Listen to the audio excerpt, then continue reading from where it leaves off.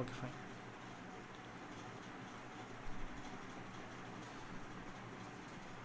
Just expand பண்ணிக்கலாம்.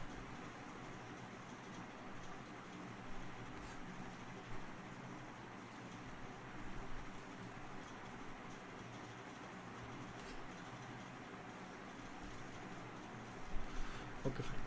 சரி, இவ்வளோ தான் என்னால் வந்து பண்ண முடியுது.